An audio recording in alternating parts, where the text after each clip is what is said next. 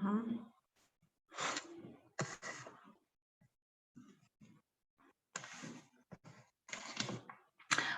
кеш жарық, құрметті Бепик компаниясының серіктестері және біздің тікелей эфирге жиналып отырған қонақтарымыз, қош келдіңіздер. Алдымен мен сіздерді өзіммен таныстырайын. Менің есімім Райхан Жаманқұлова, Тараз қаласының тұрғынымын. Бепик компаниясының Diamond статусындағы серіктесімін. Мен қалай естіліп отырмын, жақсы естіліп отырған болсам, қосу деген белгіні қойып жіберсеңіздер, және кім қай өңірден екенін жазып өтсеңіздер, өте жақсы болар еді. Мен біліп отырам сіздер.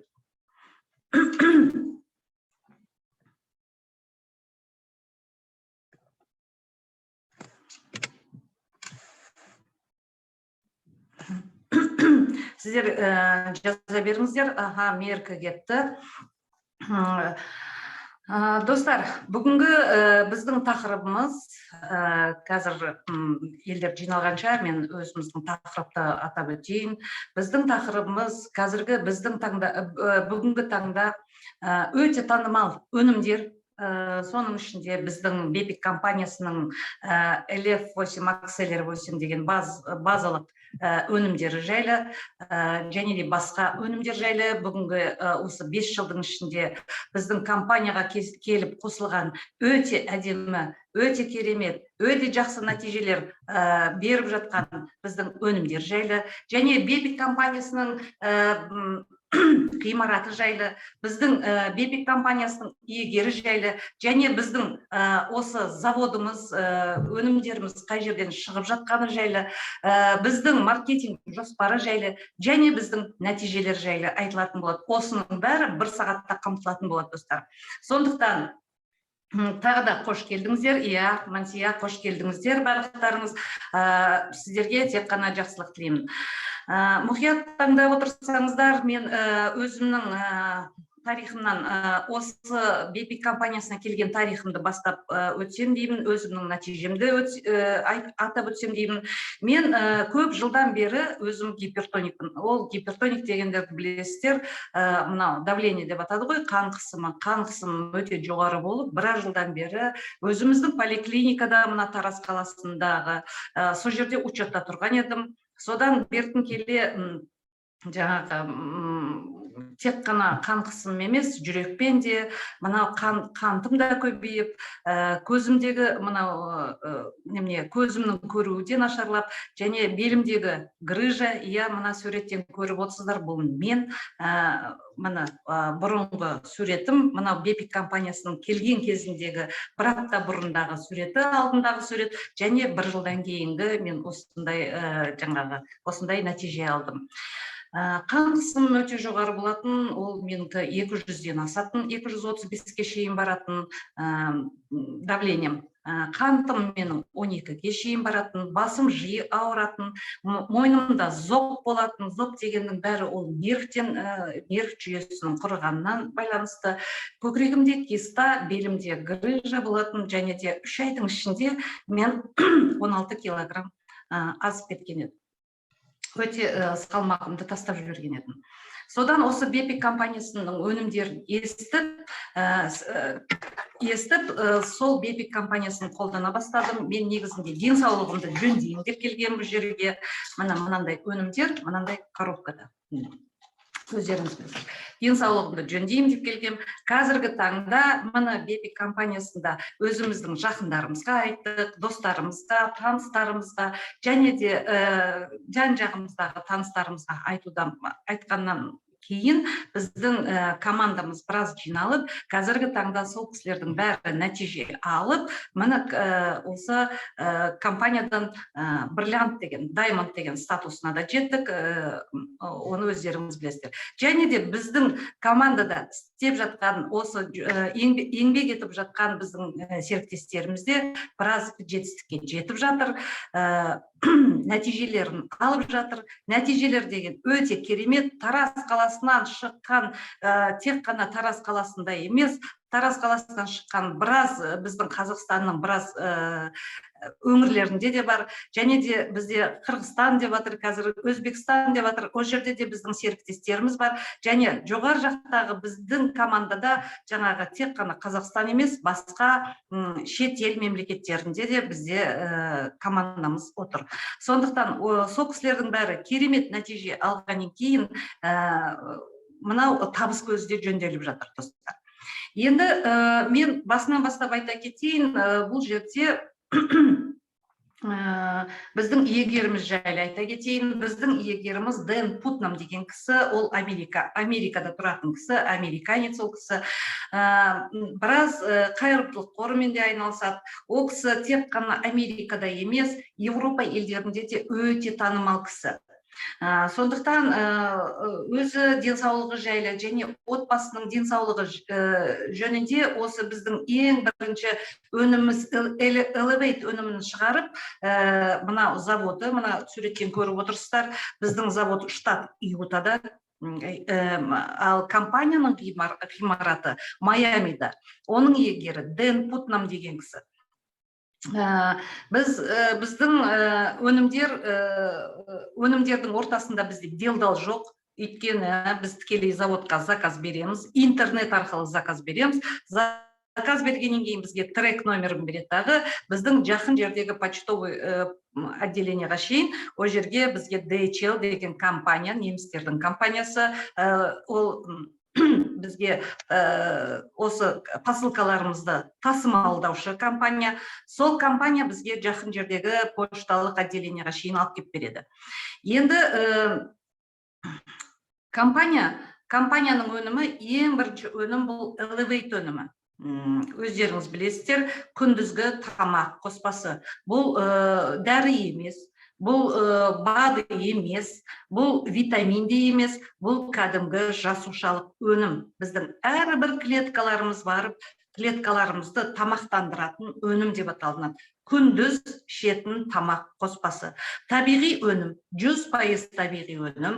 Бұл өнімді ішкен уақытта ішінде 23 түрлі компонент бар. Соның ішінде нарықтағы өте жоғары деңгейдегі 40 мың, 12 мың доллардан 40 мың долларға шейін тұратын жаңағы саңырауқұлақтар бар. Соның ішінде кардицепс дегенді білетін шығарсыздар, ганадерма, шиитаке, сондай чага дейді, бакопамания деген сияқты 7 түрлі саңырауқұлақтың сығындысы бар, және де 30 түрлі жеміс жидектің сығындысы бар. Бүткіл бірден бастап А, Б, С, Д, Е, К витаминдері, Д витаминдері де бар бұның ішінде. Сондықтан 500-ден астам микро-макро элемент біздің күндізгі тамақ қоспасы біздің ағзамызға қаншалықты күнделікті бізге дұрыс тамақтану керек, қанша микро-макро элемент керек, сол бір капсуланың ішінде орналастырып қойған. Элев 8 өнімі бізге ең бірінші не береді? Осы өнімді қолданғаннан кейін адамның ағзасы өзі бір күш қуатты сезеді. Күш қуат, ол энергия деп аталынады. Және күш қуатты сезіну арқылы адам өзінің иммунитеті көтеріледі. Бізді жасартады, жасымызды ұзартады. Мына нерв жүйесі, есте сақтау жүйелері, олардың бәрі қалпына келеді. Және де 700-ден астам ауруға өзінің профилактикасын жүргізеді. Сондықтан біздің өнімдердің бәрі синтетикасыз, краскасыз, химиясыз, 100% табиғи өнім. Бұл 2016 жылы нарыққа бүткіл сертификат лицензияларын алып, қараша айының 15-інде шықты. Бір деген уақытта 180 мемлекет қабылдады бұл өнімді. Біздің СНГ-ға ол 2017 жылы 15 қарашада келді, биыл бізге 5 жыл толды, достар. Сондықтан 2018 жылы тура бір жылдан кейін компания бізге екінші өнімді ұсынды. Ол өніміміз акселер деп аталынады. акселерейт деп аталынады. Негізінде біз енді акселер 8 деп қоямыз, қазақшалап енді. Оны қалай айтсаңыз да, ол жаңағы қалай айтсаңыз да құрамы өзгермейді. Акселер түнгі тамақ қоспасы, бұл 100%, бұл да 100% табиғи өнім, табиғаттан алынған өнім. Бұның ішінде элевейтке қараған уақытта ол даладағы өсіп тұрған шөптердің тамырынан алынған микро-макро элементтер, достар. Қараңыздаршы, даладағы өсіп тұрған шөптердің тамырынан алынған. Соның ішінде өздеріңіз білетіндей алоэ вера да бар, сена шөбі де бар, мына бізде подорожник деп аталады, топинамбур, имбирь, лимон, чеснок, бүткіл жаңағы зімбір имбирь деп атамыз, алтея деген бар. Енді осындай 36 түрлі шөптердің тамырынан алынған сығынды, және де бүткіл микро-макро элемент бар. Осылардың сығындының ішінде 500-ден астам микро-макро элементтер бар. Енді достар, қараңыздар, бұның ішінде гумин қышқылы да бар екен, және мелатонин бар. Гумин қышқылы деген маған өте ұнайтыны осы. Гумин қышқылы жаңағы бізде көбінесе айтып атамыз ғой, жаңағы мына онкология деп атыр, соның мынау сол жердегі жараны кептіріп тастайтын, жаман нәрселерді кептіріп, өзі біздің ағзамызды қалпына келтіретін осы гумин қышқылы. Және де мелатонин, ол гормон сына деп аталынады, бізді жасартатын, жасымызды ұзартатын осы мелатонин, достар. Енді мынау өзі акселерейт 2 капсуладан тұрады, 2 түрлі капсуладан. Біріншісі ол ақ капсула. Осы акселерейт бізге не береді? Түнде біз ұйықтап жатқан кезде таңертеңге дайындайды адамды. Ақ капсуламыз 2 түрлі капсуладан. Ақ капсуламыз ол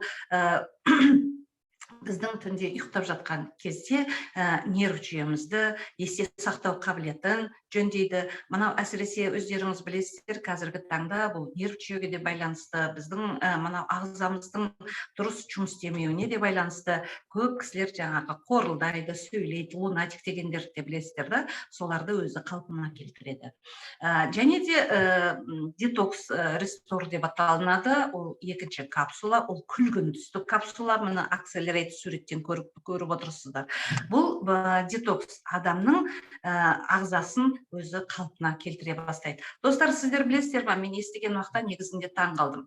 Адамның ағзасында біздің тоқ ішек, тік ішек деген ол 12 метрден тұрады екен, әр қайсысы. Ал енді капиллярларымызды созып жіберетін болсақ, ол 120 километрге шейін жетеді екен. Достар, сіздер білесіздер ме, осы 120 километр, соның ішіндегі мына тромбтар, солардың бәрін тазалап шығып, қалпына келтіретін осы біздің күлгін капсула. Бұл күлгін капсуламыздың ішінде пробиотик, пребиотик, энзим дегендер бар, достар. Осылар біздің ішіміздегі шлактар, небір токсиндер, біздің ішімізде ауыр металдарға шейін паразиттер бар. Солардың бәрін қоршап алып, сыртқа қарай, жұмсақ дәретпенен сыртқа қарай таңертең шығарып жіберетін осы өнімдер. Және де кейбір кезде болады, осы бір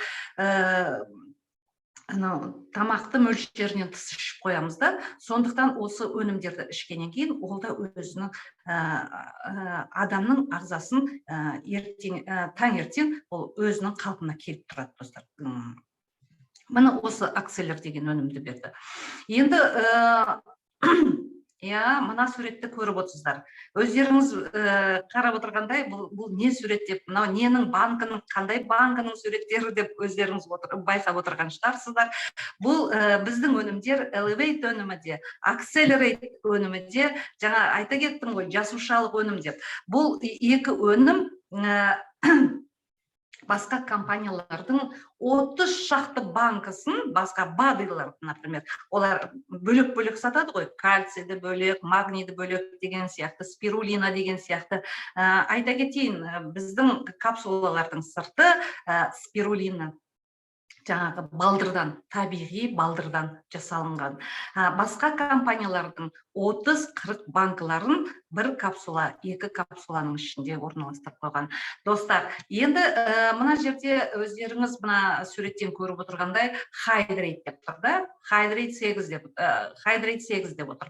Бұл не береді? Бұл өнімдерді ішкеннен кейін бізде көбінесе осы Elevate өнімінде, Accelerate де бізде ғажайып өнім деп атады. Ғажайып өнім, 21-ші ғасырдың ғажайып өнімі деп атады. Ол бекерден бекер айтылып отырған жоқ, достар.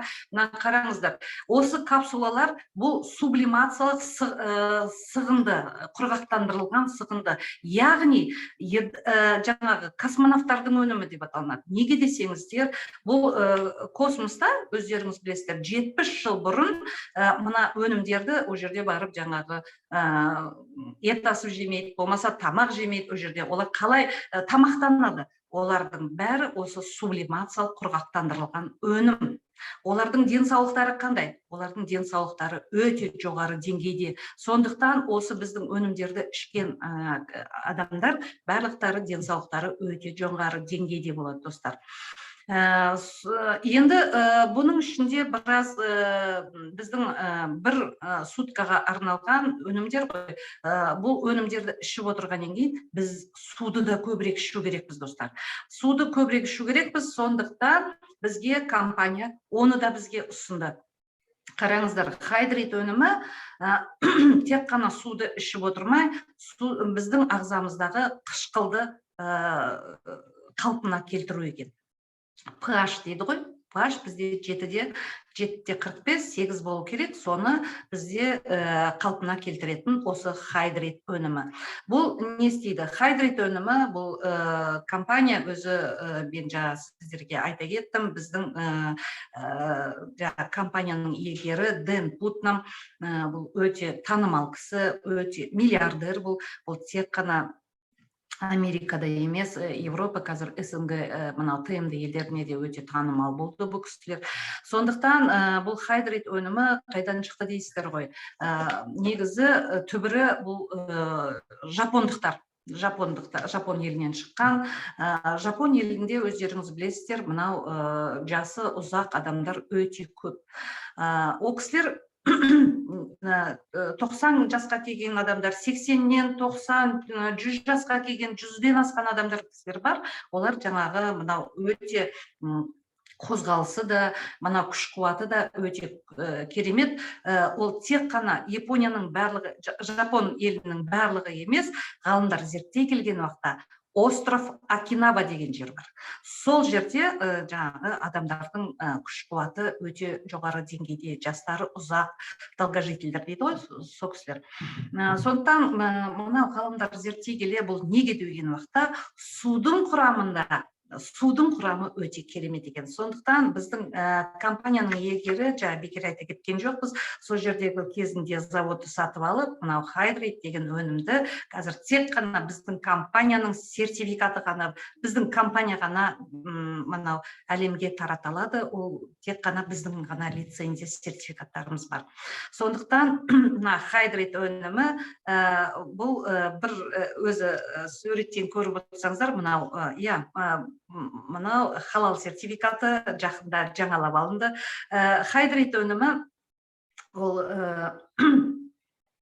мынау жоғар жағын қарап отырсаңыздар, мынау қалпачогы тұр, қақпағы тұр да, өзі мынау су сияқты, бұл судың құрамын тазартады. Судың құрамында да небір бактериялар бар, достар, небір шлактар бар, токсиндер де бар, ауыр металдар да бар. Сондықтан біздің әсіресе мынау этажды үйде тұратын адамдар, ол кісілердің судың құрамы дұрыс болмай жатқан кезде судың құрамын тазартады екен. Яғни ол суды біз ішіп жатқан кезімізде біздің ағзамызда тазара бастайды екен. Және ағзамыздағы қышқылымызды да жөндейді. Қышқылымызды жөндеп адамды Accelerate, Elevate, басқа өнімдерді ішкен уақытта суды көбірек ішу керек біз дедік қой. Сол суға қосылса, суға осы хайдрейтті қосса, біздің ағзамызда өзі тазарып шығады екен. Енді бұл түсінікті болды, достар. Достар, енді қараңыздар. Бұдан кейін 2019 жылы, 1-2 жылдан кейін компания тек қана үлкендерге, үлкен кісілерге арнап емес, біздің кішкентай бүлдіршіндеріміз де өзінің назарына алды. Кішкентай бүлдіршіндерімізге де арнап, өзінің өнімдерін біз арқылы ұсынды.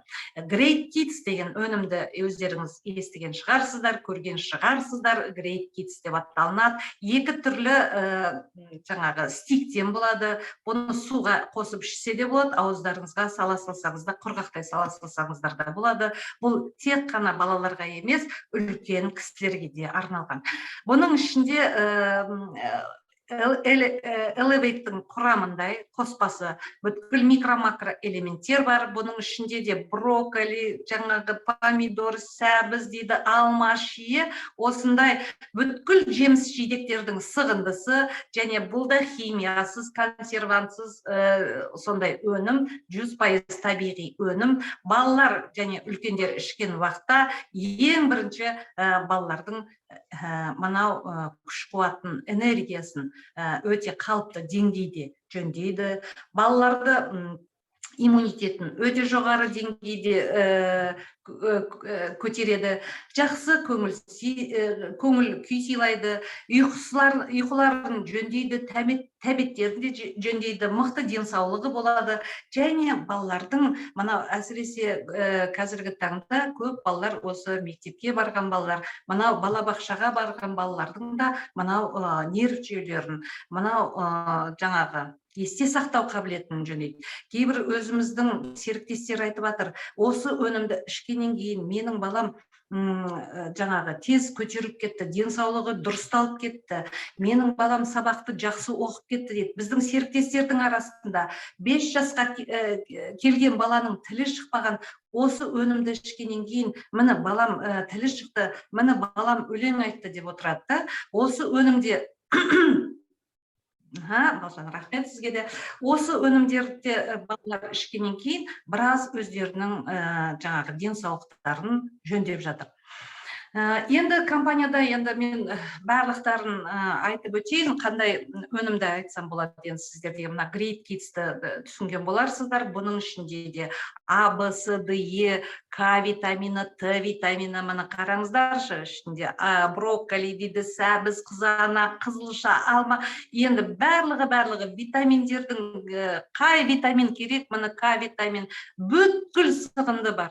Достар, мен мынандай өнімдерді бұрын соңды кездестірген жоқпын негізінде. Бұны үлкендерде ішсе болады. Мен сіздерге айта кететінім, бұның ішінде шиитаке деген саңырауқұлақ, ол әлемдік нарықта бағасы килограммы $12,000 шейін тұрады. Сол мына шиитаке өнімі бар. Бұл шиитаке бізде әсіресе тек қана Қазақстанда емес, мына құрғақ жер ғой, бізде теңіз жоқ, бізде өзен жоқ, бар ғой енді, бірақ аздау басқа елдерге қараған уақытта. Сондықтан бізде мынау зоб ауру, қалқанша безбен өте көп ауырады. Мынау шиитаке өнімі онкопротектор. Біздің өнімдердің бәрін онкопротектор, онкологияның алдын алу десе де болады, көрдіңіздер ма? Алдын алу, онкологиямен ауырып жатқан кісілеріміз, олар да мына осы өнімдерді ішкеннен кейін біраз адамдар көтеріліп кетіп жатыр, достар.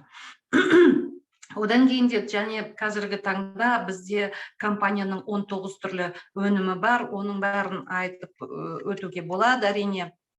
Достар, сондықтан біз қазір мына нәтижелерге көшсек та, осы нәтижелердің маған суреттерін берсеңіз,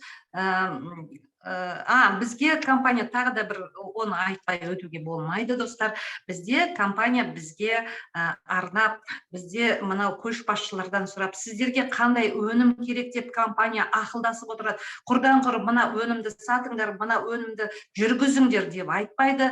Компания бізге көшбасшыларға арнап, сіздерге қандай өнім керек деген уақытта, енді басым көпшілігі бізде әйел қауымы болғаннан кейін бізге косметика жағы керек деп бізде сұрадық. Сондықтан компания ол ұсынысымызды қабыл алып, бізге мынау кереметтей жаңағы Годжи жиектерінен арналған сарысу сыворотка деп аталынады. Басқа компаниялардың жаңағы маскасы, лифтингі, микродермабразия дейді, түнде тазалайтын құралдардың бәрін алмастыратын Rejuvenate деп, Rejuven деген өнімді бізге ұсынды, және біз қабыл алдық. Қазір осыдан көптеген, мына қараңыздаршы, қасында қаншама банка тұр. Мына Rejuvenate солардың бәрін. Бұл мынау Rejuvenate, мынау ақырындап жаға келе, өздеріңіз уақытысында келе көресіздер. Мынау адамның жаңағы құсақ әжімдерін, одан бертін келе үлкен әжімдерді, күйгендерге де болады. Жаңағы безеулер, акне деп атамыз, тыртыққа да өте жақсы көмектеседі. Енді мына суретті қараңыздаршы, достар. Мынау бір адам. Мен негізінде осыны басында көрген уақытта екі адам деп ойлап едім. Екеуі екі түрлі, екі адам деп ойлағам. Мынау фотошоп емес, бізде ол алдайтынды, бұл көріп жүрген адамымыз. Мен Алматыға барғанда өз көзіммен көрдім. Мына кісі бұрын Rejuvenate жақпай тұрғандағы түрі, қазір Rejuven жаққаннан кейін, мынау бір 7-10 күннің ішіндегі өзінің нәтижесі бетіне жаққаннан кейін. Көрдіңіздер ма, достар? Енді мынау мұрынның, ауыз қуысының жәндері көріп отырсыздар. До и после деп атады ғой. Сондықтан осы ауыз қуысындағы мынау әжімдер бертін келе өзі жазыла бастаған. Ал мынау бізді, мына кісі суретте қарап отырсыздар, 8 күннен кейінгі нәтижесі екен. Біз Алматыдағы өзіміздің серіктесіміз Гүлфира, мына бұрын бетінде безеудің орындары тыртық болып қалған, благодарю, Татьяна, тыртықтардың орны қалған. Сол кісі мына қазір өзіміз, осы біздің командадағы серіктесіміз, осы өнімді жаққаннан кейін мынандай нәтижеге жетті. Ал мына қыздың бетін қараңыз, бұл кісінің бетінде жаңағы безеу, толған безеу, уже жараға айналып бара жатқан.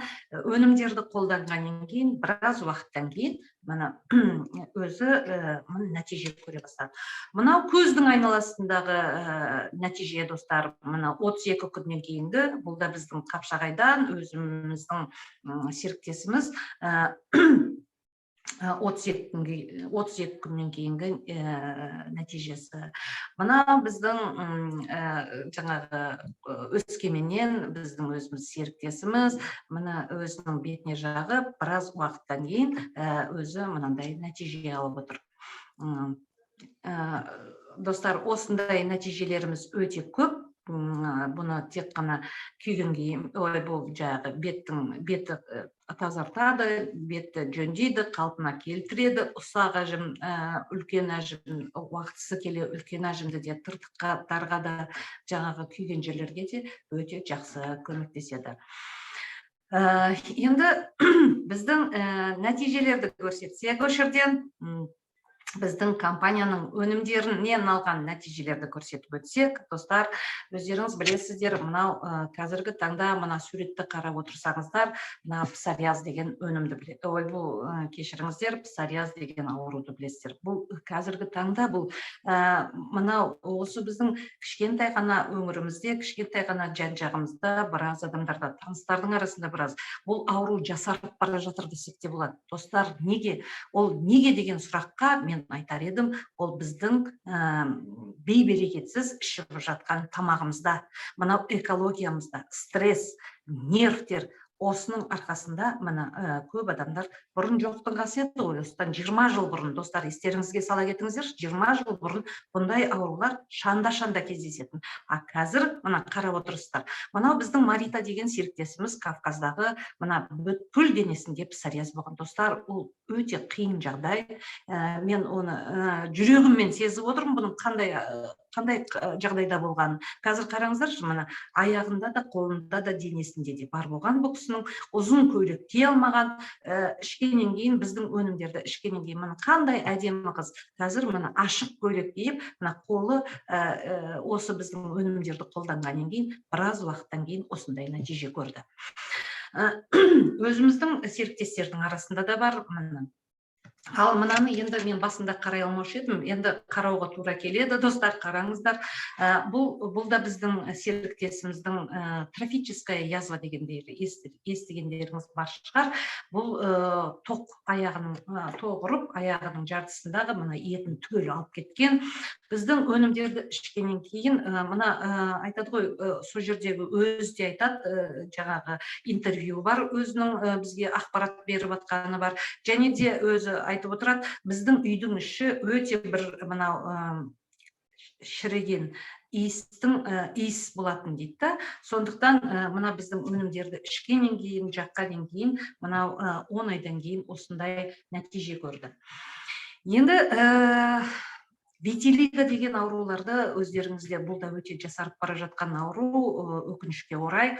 Мынау Қырғызстандағы мына кісі, біздің өзіміздің серіктесіміз, мына бетінде түгел алапес ауруы қазақша.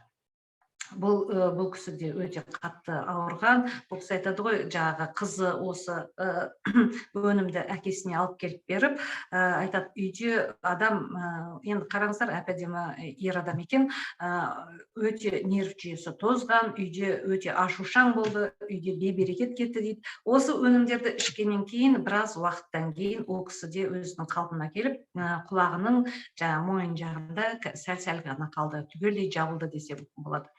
Мына кісі суреттен көріп отырсыздар, бұл біздің Астанадағы өзіміздің серіктесіміз Раушан Кабижанова. Бұл кісінің басында ісік болған, онкология, жақында ғана өзі тікелей эфирден өзінің нәтижелерін айтып өтті.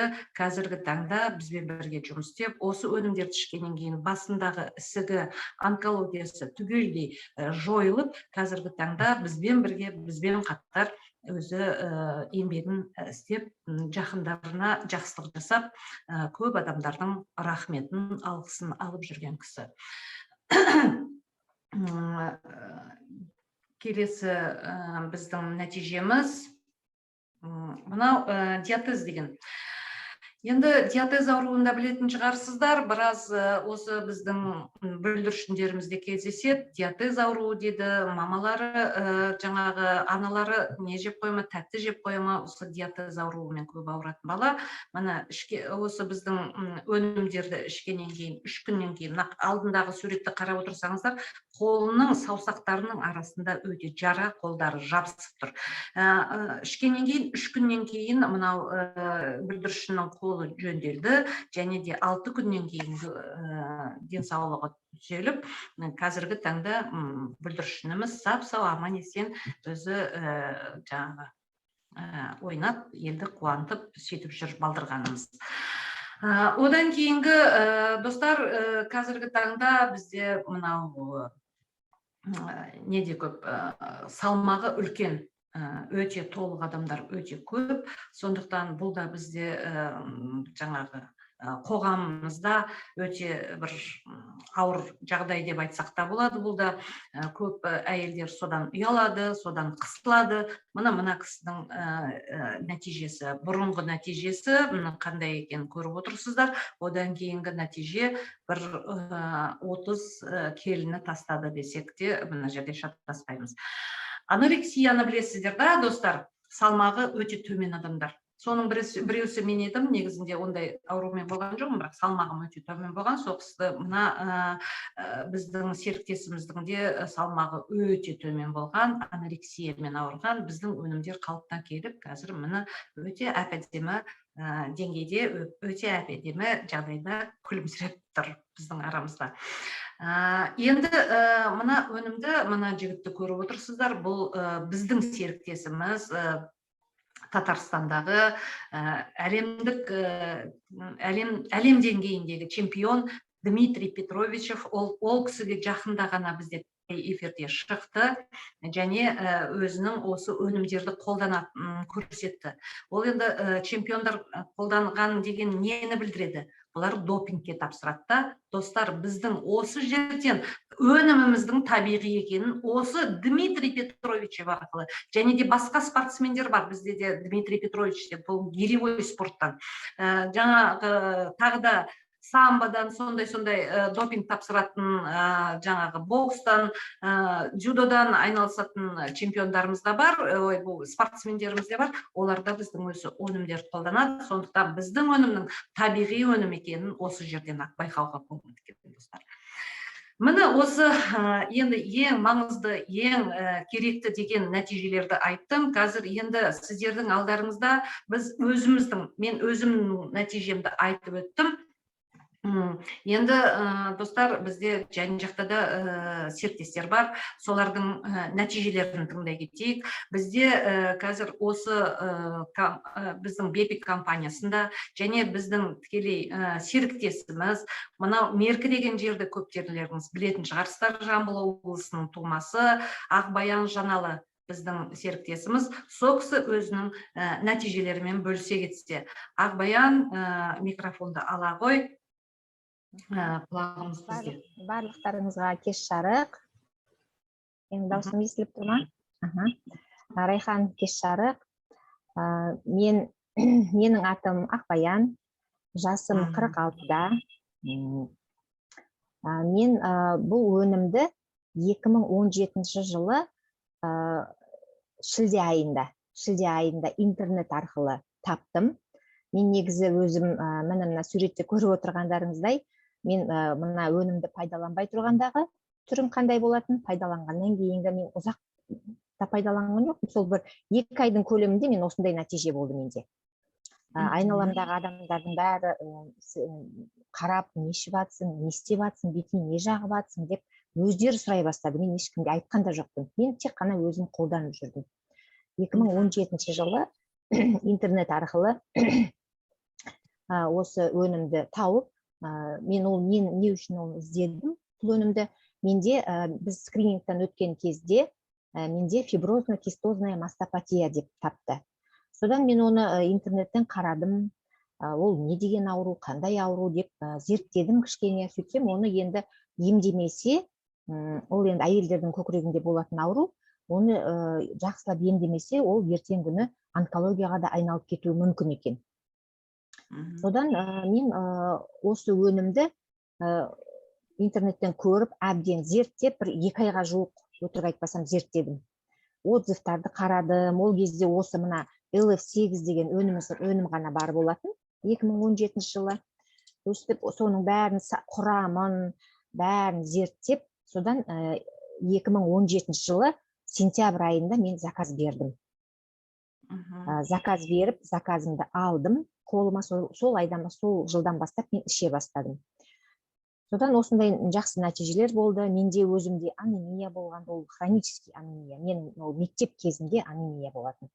Басым айланып, осы жүре алмай қалатынмын кей кезде, күн қатты ыстық кездерінде де. Содан менде 3 жерімде грыжа, протрузия болатын. Азаңмен тұрып, беті қолымды жуып, еңкейіп жуа алмайтынмын. Женскийда менде миома болатын. Енді үлкен емес, бірақ жаңадан басталып келе жатқан. Содан яичникінде киста бар болатын, тоже кішірек. Енді бір басыма жетерлік ауру болатын менде. Былай қарап отырсам, мен қазір осы қарап отырсам, кезінде осы аурудың бәрі менің басымда болған екен. Зоб, начинающий зоб болатын. Оның бәрі жаңа Райхан айтып кеттіңіз, нервтан болады, стресстен болады. Соның кейін менде оң бүйрегімде құм болған. Ол қазір құмым да жоқ. Осы өнімнің арқасында қазір құм да жоқ. Жаңағы киста деген, оның бәрі қазір кетті. Сосын менде өзі қазір геморрой деген ауру бар ғой. Өте қиын. Сол геморрой да болатын менде. Содан кейін варикоз, аяғымда варикозым қатты шығып тұратын. Қазір уже қайтып жатыр. Жаңа жұмыста қыздарда байқап, маған айтып жатыр, Ақбе, сіздің варикозыңыз кетіп қатты ғой, әжептәуір деп. Сол аяғымда варикозым қатты болатын. Содан мастопатиям кетті қазіргі таңда. Грыжам жоқ, жаңа киста, миома дегендердің бәрі кетті. Сосын мен 2018 жылы март айында үлкен ұлым ол кезде 15-те болатын. Ұйықтап жатқан жерінде, таңғы сағат 3 пен 4-тің арасында ұйықтап жатқан жерінде аузынан көбігі ағып, баламның есін жоғалтып, көз аларып сөйтіп балам боз болып жатып қалды. Содан дереу мен скорый шақырып, мен ондай бұрын болмаған, қорқып кеттім, скорый шақырып, содан скорый келгенше балам есін жиды, қара терге түсіп. Содан біз ертесінде дереу поликлиникаға барып, өзіміздің районный поликлиникаға бізге направление беріп, Тараз қаласына неге бардық, центр эпилептологии, Данико деген частный не бар, сол жерге барып тексерілдік. Ол жерде біз ЭЭГ деген өзінің несі бар, аппарат соған түсірді. Бірақ ол жерде ештеңе таппады, біз күндізгі ЭЭГ-ға түстік. Түнгі ЭЭГ деген болады екен. Сонымен ол жерде бүйтіп, біздің енді меркідегі врачтарымыз начинающий эпилепсия деп берді, жаңадан басталып келе жатқан деп. Таразда да сол диагнозды қойып берді. Содан біз Алматыға алып кеттік. Толығымен обследование жасайық деп, Алматы қаласына алып кетіп, сол жерде частный клиникаға, тоже центр эпилептологии, сол жерге апарып көрсеттік. Жаңағы түнгі ЭЭГ-сіне түстік, бүкіл анализдерінің бәрін тапсырдық. Сол кезде айтты, маған, мамочка, держитесь деді. Бұл медицина бойынша емделмейді деді. Балаңыз өмір бақи психотропный препараттарды ішеді деді. Психотропный препарат дегеніміз ол өте зиян, ол бір жерін емдегенмен бір жерін ертеңіне кішкене организмінде әртүрлі ғой, бір жерін ол зиян келтіруі мүмкін. Ол миға, нерв жүйелеріне. Содан мен жаңағы әр ойланып, бер ойланып, осы ЛФ өнімін ұлыма бердім. Сол Алматы қаласынан келгеннен кейін меркіге осы өнімді беріп бастадым. Өйткені мен алдында құрамын көрдім ғой, өзімде нәтиже болды. Содан балама беріп бастадым. Қазіргі таңда айтпай, бірінші Алла деп айтам, екінші осы өнімнің арқасында менің ұлым денсаулығы өте тамаша. Қазір ұлым студент, Алматы қаласында оқып жатыр. Одан кейін тағы да бір приступ болды. Міне 2 рет, одан кейін міне осы қазіргі күнге дейін болған емес. Міне болады. Біреулер сенеміз, сенбейміз деп жүреді. Ол сеніп, сенбеймін деудің қажеті жоқ. Просто алып, осы өнімді пайдалану керек. Табиғи өнім. Жаңа Райхан айтып кеткендей, мұның енді құрамы деген өте тамаша. Жаңағы геморрой деп жатырмыз ғой, геморрой құрамында жаңа сена бар. Біз көбісі аптекадан сенаны жаңағы несін алып ішіп жатыр ғой, шөп сена деген. Сол геморройдан іш қатқанға. Оның бәрін жеке-жеке алу керек. Сенаны бір бөлек, ананы бір бөлек, оның бәріне қаншама ақша кетеді. Ал мынаның құрамында соның барлығы осы бір капсуланың ішінде. Күніне бірақ мезгіл ішесіз. Өте ыңғайлы. Мен қазір мысалы ауыз бекітіп жүрмін. Азанмен тұрған кезде, аузымды бекітетін кезде, мен бір капсуланы ішемді, бір стакан жылы суымды ішемді, болды. Аузымды бекіте салам. Болды, мен кешке дейін қарным ашпайды. Соның кейін менің немеремнің, үлкен немеремнің нәтижесі өте керемет.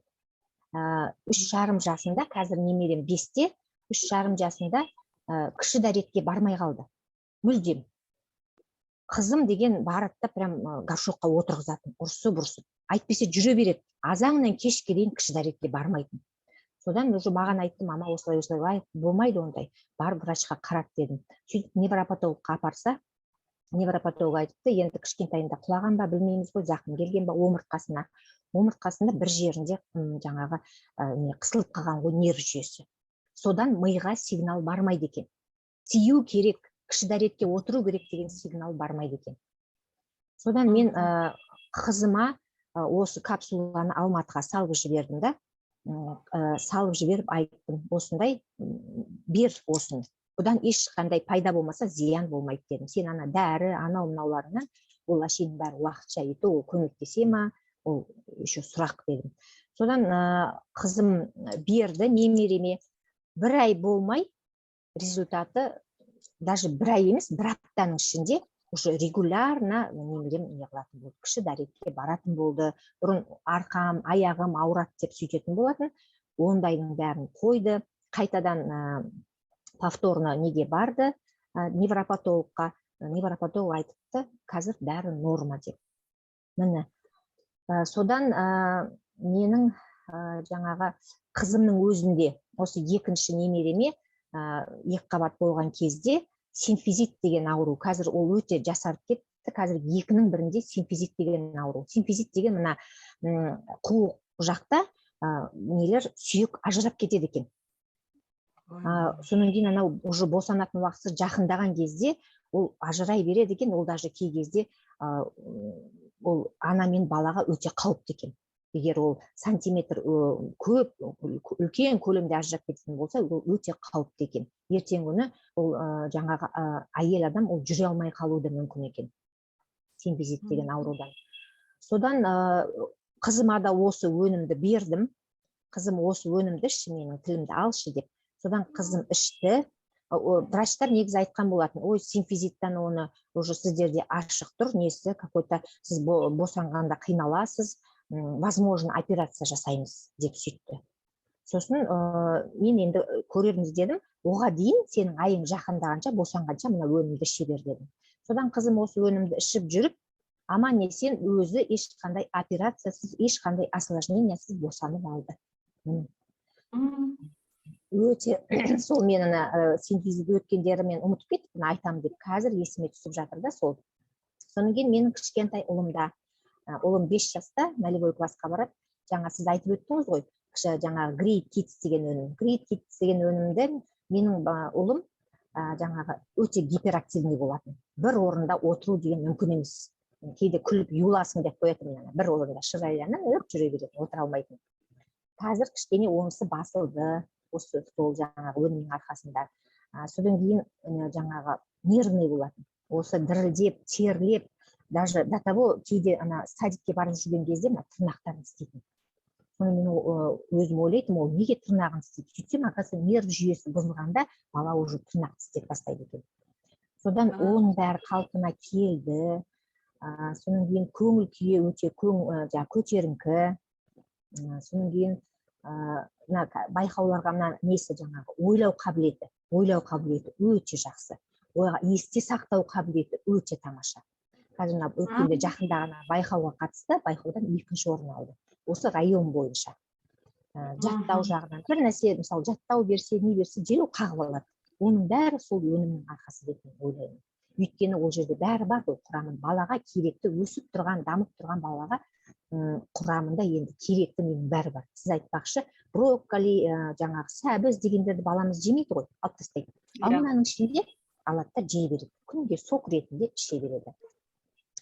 Сол енді менің айтатын иммунитет. Содан кейін мына нолевой класста бізде жаңағы ауырды көп балалар, өзі 12 бала, 12 баланың ішінде 3-4 бала келетін.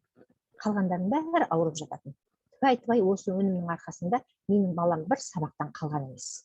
Бір ауырып, бір ешқандай. Ол енді иммунитеттің жоғарылағаны деп өзім білемін. Ал енді менің нәтижелерім осындай.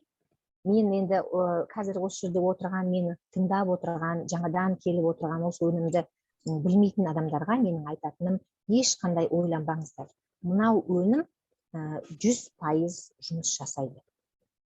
Бұның құрамында бәрі бар, бізге керекті. Тегі түк ойланбаңыздар. Просто алып іше беріңіздер. Нәтижесі болады. Сол сіздерге барлықтарыңызға рахмет. Мына ораза айында сіздердің барлық дұға тілектеріңіз қабыл болсын. Табыстарыңыз мол болсын, денсаулықтарыңыз мықты болсын. Райхан, сізге өте көп рахмет. Мына енді осы нені пайдаланып, мен жоғарыдағы тәлімгеріміз Ғалия Серғазинаға үлкен алғысымды айтып кеткім келіп отыр. Ол кісінің енді еңбегі деген өте зор. Өте зор. Райханның еңбегі өте зор. Бізге осы міне әр сәрсенбі сайын қазақ тілінде жүргізіп, қанша адам болсын, бір адам болсын, 2 адам болсын, 10 адам болсын, қанша адам болсын, оған қарамайды, өзі ауырама, болмаса басқа жақ тірлігі болама, соның бәрін тастап, бізге осы өнім туралы, осы табыс көзі туралы жеткізіп отырған сіздерге алғысым шексіз, сіздерге үлкен рахмет. Осы командада сіздерден мен тәлім алып отырғаныма мен өте қуаныштымын. Рахмет сіздерге. Ол баян, қандай сені тыңдап отырып, өте не кылып отырмын тікелей эфирге бүгін өзіңнің нәтижелеріңмен бөліскеніңе саған үлкен алғыс, зор алғысымызды айтамыз. Қаншама сен өзіңнің нәтижелеріңді айта отырып, қаншама біздің жан жағымызға көмектесіп те жатырсың. Оразаң қабыл болсын, бала шағаларың аман болсын, жан жақтарың аман болсын. Рахмет баян саған. Енді достар, біздің осы өнімдерді ала отыра, біздің компанияның маркетинг жоспары да бар. Маркетинг жоспары өте керемет. Компания бізге бірінші күннен бастап осы біздің Дэн Путнам қайырымдылықпен өте жоғары деңгейде айналысады. Әлемдегі жоқ жітік балаларға, әсіресе мынау Ауғанстан, Израиль, Иран, Ирак дейді, әлемдегі жоқ жітік балаларға өзі өте жоғары деңгейде қайырымдылықпен араласады. Сондықтан бұл өнімдер тек қайырымдылық ретінде бізге әлемдік нарыққа шығарды, және маркетинг жоспары да өте керемет етіп жасады. Енді достар, қарай кетіңіздер. Маркетинг жоспары мынандай. Компания бізге өзінің табысынан емес, компания бүткіл товарообороттан бізге жұмыс істеген адамдарға 80%-ын қайтарып береді екен. Достар, қандай жерден көрдіңіздер ондай өнімдерді? Сайт деген сақылдап тұр, достар. Бәріміз көреміз, сайтын көреміз дағы риза болып отырамыз. Бұл компанияның сайтының өзі өте қымбат сайт. Оны өздеріңіз де байқап тұрған шығарсыздар. Бүгінгі күнге, бүгінгі осы 5 жылдың ішінде компанияда жаңадан келген серіктестер, жұмыс істеймін деген серіктестер басқа компанияларға қараған уақытта мен тікелей уверенно дейді ғой, жаңағы айталамын, нақты айталамын. Басқа компания, достар, мен мамандығым бухгалтер болғанменен, мен сетевик, біраз жыл стажы бар сетевикпін, достар. Сондықтан мен санағанды жақсы көремін, және басқа компаниялармен салыстырғанды өте жақсы білемін, көріп те жүрмін. Сондықтан басқа компанияларға қараған уақытта біздің компанияда келіп еңбек етіп атқан серіктестер 15-20 есе табыс көзі өте жоғары деңгейде. Көшбасшылардың да табыс көзі басқа компанияларға қараған уақытта 10-15-20 есе көбірек екен. Басқа компанияда автобонус деп аталынады, бізде лайфстайл бонус деп аталынады, бонус жизни, болмаса қазақша өмір бонусы деп аталынады. Ол басқа компанияларға қараған уақытта біз 20 есе көбірек табамыз. Қазір соны дәлелдейміз, достар. Қараңыздар біздің маркетинг жоспарымызда. Енді, достар, сіздер білесіздер, бізде мынау шақырған адамымыздан, тікелей шақырған адамымыздан әрбір серіктес $35 компания өзі бізге табыс көзін төлейді. О кісінің табысынан емес, компания сізге, компанияға серіктес бір клиент алып келдіңіз, компания сізге $35 сақылдатып, сайтыңызға, e-walletіңізге төлеп береді. Енді өзіңіз білесіз, оны қанша адам, бізде классикада бар, бинарда бар, компанияның 17 түрлі табыс көзі бар екен. Енді мен әр адамыңыздан $35 алып отырасыз. Ол бүгінгі таңда 15.800 теңге екен. Бағана қайтадан санадым. Бұрын курс стабильный болған кезде жаттап алған едім. Қазір енді, достар, кешіріп қоясыздар, мен енді қағазға қарап айтам, өйткені біресе долларымыз төмендеп, біресе көтеріліп сөйтіп жатыр. Сондықтан бүгінгі күнге, достар, 15.820 теңге екен. Достар, қараңыздар, 16.000 теңгедей әр адамыңыздан келдіңіз ба? Күнде шақырасыз ба? Күнде осындай сума 15-16 мың теңгені құрайды. Әр адамыңыздан алып отырасыз, шақырған адамыңыздан компанияға. Енді қараңыздар, достар, мына лайфстайл бонусты айтайын. Сіз бір айда, компания бізге бір ай уақыт береді, 1-нен 30-на шейін. Достар, мына 10 күн уақыт қалды, тағы да бұл табыс көзінің тағы да бір түрі. Мына $35 шексіз ала бересіздер олар. Ал енді мына лайфстайл бонус, ол 1-нен 31-не шейін әр айдың бізге уақыты бар, осы лайфстайл бонус дегенім. Енді компанияға 2 адам шақыруға болады ғой, бір ай уақыт береді, бір айда 2 адам шақырдыңыз. 2 адамыңыздан $35-дан $70 алдыңыз, 30 мың теңге қалтаңызда. Лезде аласыздар. сол минут, сол секундты аласыздар. Және сол адамды үйретіп отырсаңыздар, екі адамыңызды тура өзіңіз сияқты үйретсеңіз, олар да екі адамнан шақырып отырсаңыздар, мына схема 2-де 2 деп аталынады. Келесі айдың 15-інде, мына осы айда жаттыңыз ба, келесі айдың 15-інде сізге компания жаңағы евалетіңізге $100 береді. Бірге шаққан уақытта $170 екен, бүгінгі таңда 77.000 теңге. Достар, біздің елде 77.000 емес, 50.000 теңгеге жұмыс істеп жатқан адамдарды жан-жағымызда білеміз.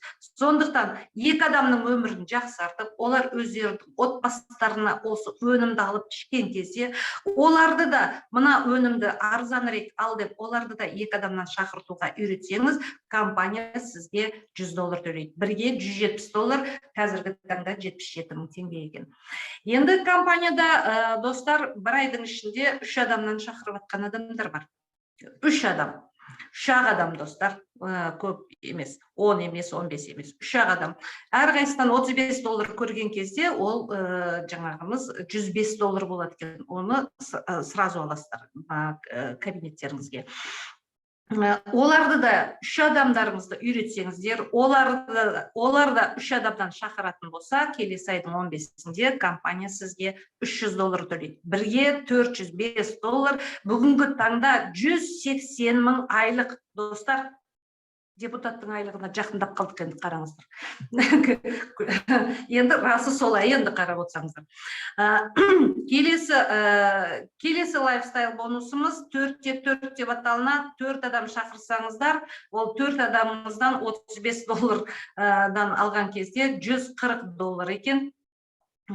Енді жаңағы 4 адамыңызды 4 адамға шақыртуға үйретсеңіз, ол бірге $640 болады. Келесі айдың 15-інде $500 компания сіздің кошелегіңізге түсіріп береді. Кабинетіңізде $500 тұрады.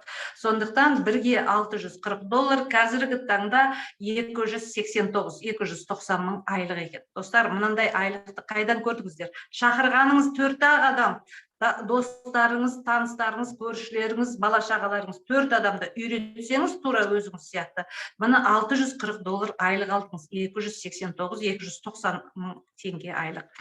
Енді бізде компанияда 5 адам шақыратындар да бар. Достар, 5 адам шақырсаңыз, әрқайсыдан $35 көрген кезіңізде $175.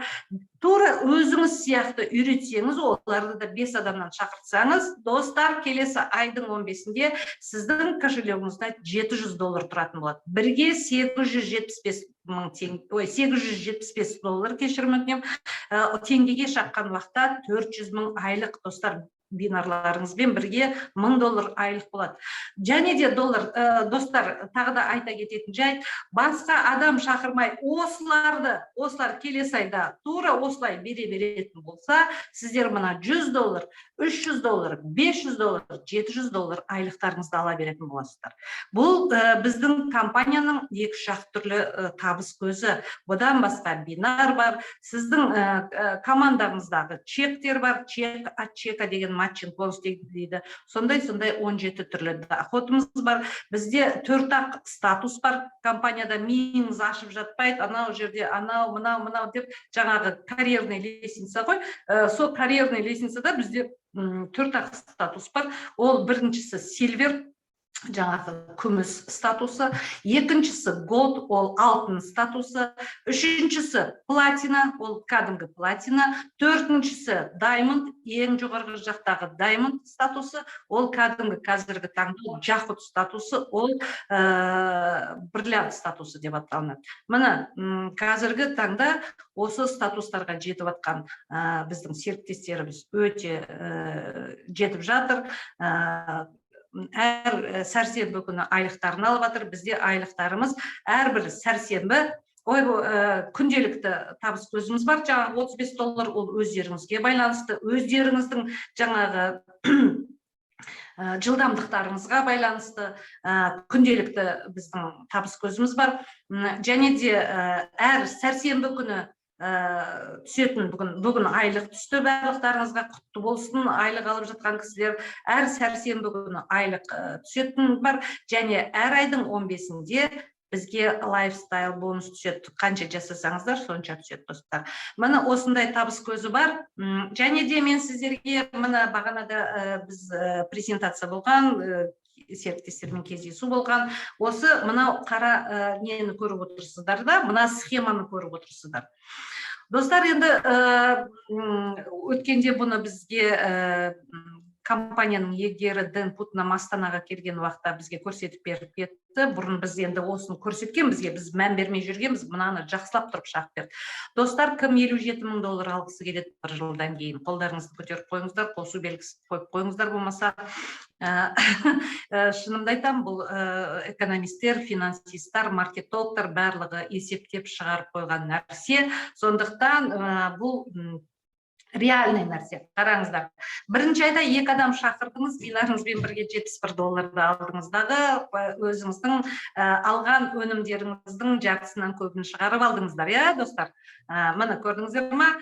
Енді екінші айда басқа адам шақырған жоқ, сіз сол адамды үйретіп отырсыз да. Екінші айда сіздің басқа адам шақырған жоқ, сіз тек қана соны қозғап отырсыз командаңызбен. Сол 2 адаммен ғана жұмыс істеп отырсыз. Екінші айда сіздің алатын айлығыңыз $120 екен, достар. Қараңыздаршы, уже 3-ші айда кетті, 4-ші айда, 6-ші айда қараңыз. Басқа адам шақырмай, тек қана сіз 2 адамыңызды үйретіп отырсыз, ол 2 адамыңыз 2 адамнан, тек қана 2 адамнан кетіп бара жатсыз.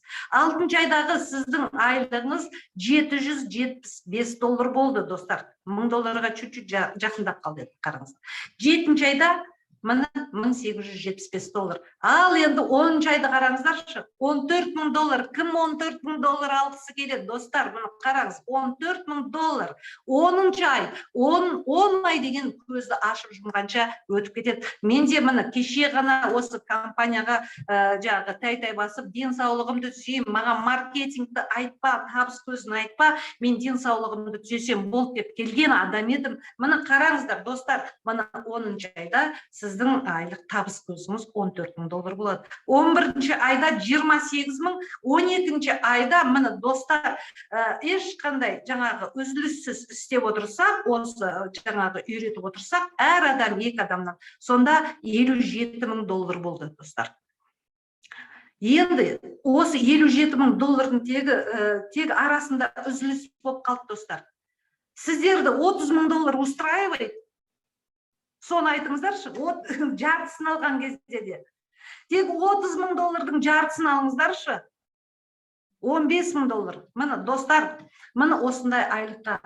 Бұл жерде дұрыс көз қараспенен, серьезный отношение дейді ғой, сонда дұрыс көз қараспенен осы бизнесқа нақты қарап, мынау қазір бізде аптасына 3 рет зум болып жатыр. Осы жерге адамдарымызды, таныстарымызды шақырып отырсақ, достар, мына $57,000-ның ауылы алыс емес. Барлықтарыңызға шын расымды айту, рас ол.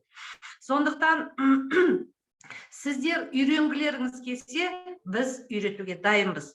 Күндіз болсын, 24-те 7 сағат үйретуге дайынбыз, достар. Сондықтан тек қана өздеріңізге байланысты, өздеріңіздің жаңағы ниеттеріңізге байланысты, айналаңызға жақсылық ойлауға байланысты. Сондықтан осы жерге жетемін, мен де сен сияқты жаңағы платина боламын, золото боламын, жаңағы голд жасаймын, жоқ болмаса ең жоғарғы статусқа қарай қарасаңыздар, ол жаңағы бізде даймонд статусында, бриллиантында алыс емес, бриллианты жасап атқан адамдар, достар, сіздерден жоғары емес, сіздерден артық емес, сіздер ешкімнен кем емес, сіздер осындай тек қана сіздерде ниет, сіздерде бір жаңағы алдыға қарай жылжу болса болды. Сол үшін бізден көмек, достар, бізден көмегіміз әр аптаның дүйсенбі күні кешкі сағат 9:30-да 21:30-да Алматы уақытымен, Мәскеу уақытыменен 18:30-да бізде зумда тікелей эфир болады. Ол презентация бүткіл командаға. О жерде тек қана жаңағы Қазақстан отырған жоқ. О жерде Ресей отыр, о жерде Кавказ отыр, Татарстан отыр, қазіргі таңда Польша қосылды, Америкадан, Қырғызстаннан, Өзбекстаннан, Турциядан қосылып жатыр достар, өздеріңіз көздеріңізбен көріп отырсыздар. Сондықтан дүйсенбі күні оны осы бізде системаны құрған, ол біздің жоғары жақтағы тәлімгеріміз. Қазіргі таңда ең бірінші болып осы Қазақстанда емес, осы біздің жаңағы ТМД елдерінде біздің ең бірінші болып жасаған двойной голубой бриллиант деген статус бар. Соны жасаған өзіміздің тәлімгеріміз Алматыда Бепик компаниясындағы Diamond статусындағы серіктесі, командасында бір жылдың ішінде 22 бриллиант шығарған, қазір одан сайын көбейіп жатыр. Санынан да шатасып қалған шығар біздің жаңағы тәлімгеріміз Ғалия Серғазина деген кісінің біз командасымыз. Солар дүйсенбі күні орыс тілінде болады достар. Сәрсенбі күні мен жүргізем қазақ тілді оқырмандарға, қазақ тілді серіктестерімізге сәрсенбі күні кешкі сағат 9-да бізде тікелей эфир Zoom-нан болады. Және де ертең бейсенбі күні біздің серіктестерге арналған тренинг өтеді. Тренингті осы Diamond кешіріңіздер, Бепик компаниясынан жоғарғы деңгейдегі мына Diamond статусына жеткен серіктестеріміз солар жүргізеді. Тренинг жүргізеді.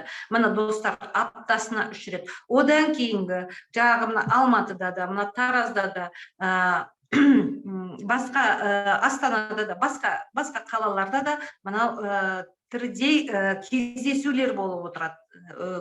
Бетпе-бет кездесу, тірідей емес, бетпе-бет кездесулері болып тұрады. Сондықтан сіздер жұмыс істеймін деген адамға, мен осы компаниядан жетістікке жетемін, жұмысты істеймін, жан-жағыма жақсылық жасаймын, мен туған туысқандарымның, достарымның, таныстарымның жағдайын көтерем, денсаулығын жөндеймін, мен арқылы солардың бәрі жөнделеді деп айналаңызға шуақ жазсаңыз, айналаңызға жақсылықтың жаршысы бола білетін болсаңыз, біз сіздерге көмектесуге дайынбыз достар.